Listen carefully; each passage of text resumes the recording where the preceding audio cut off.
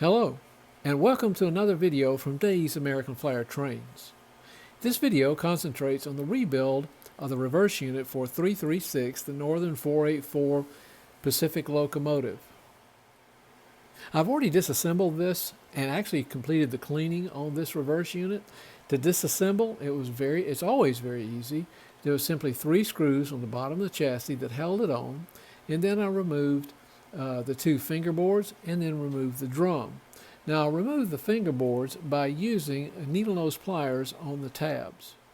I grasped the tabs right there that are holding the fingerboards on. There's 2 per fingerboard, and there's one of the holes or slots that the tabs go through.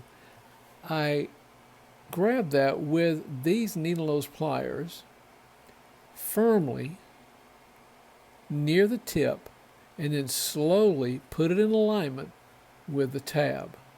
Once in alignment with what I think is alignment with the tab, I simply put one portion of the needle nose pliers on top of the tab and gently push up on the board to begin freeing it up. Now if it doesn't move, if it looks like it's in danger of breaking this tab right here, then I continue to work on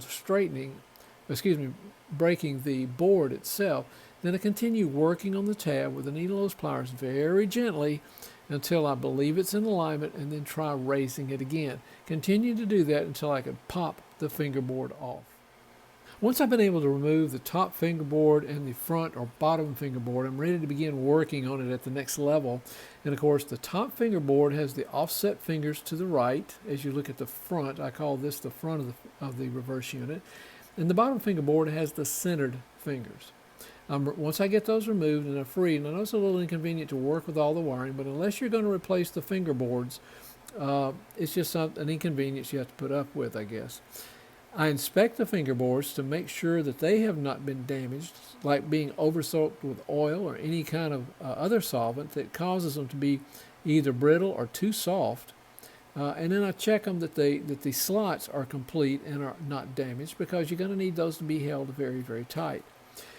Once I'm able to remove the fingerboards, I'm ready to remove the drum, and I do that by simply separating the front of the reverse unit with snap ring pliers, which push outward, that spread. Any spreader pliers will do to spread it apart, and then just shake it a little bit until the drum falls out.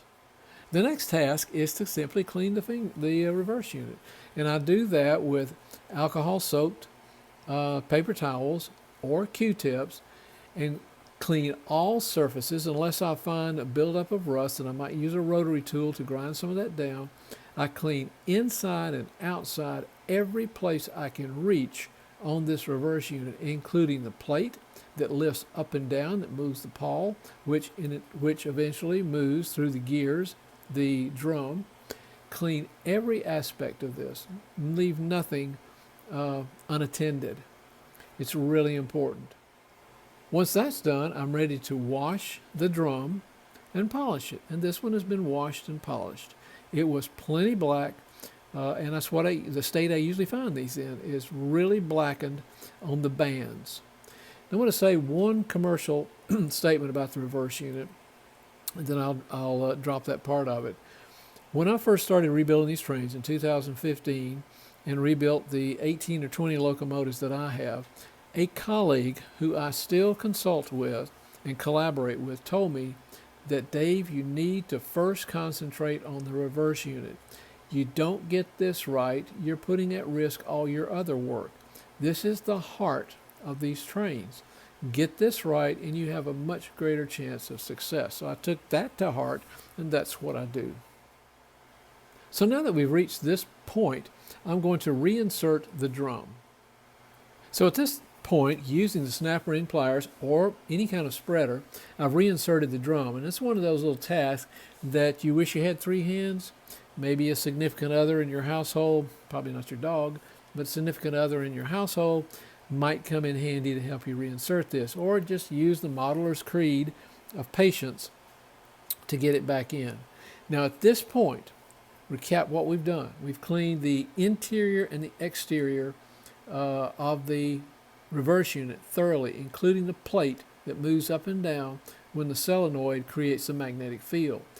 I've inspected and cleaned the fingerboards, including the tips of the fingers, both with some sort of wire tool, maybe even a rotary tool, and alcohol. Same thing on the drum. So we're ready to go. But at this point, our commercial is, please note, and I'm going to focus in a little bit, please note that there's the axle for the drum unit. Now I want you to observe how much lateral movement this drum has. I'm going to push on the axle and notice how it recedes in the hole on the side of the reverse unit. And I'm going to push on the other side. And notice now how much it extends. Notice how much now it extends on this side, coming out the hole. Now that doesn't seem like a whole lot of movement, but it is enough to make a difference. And let me explain.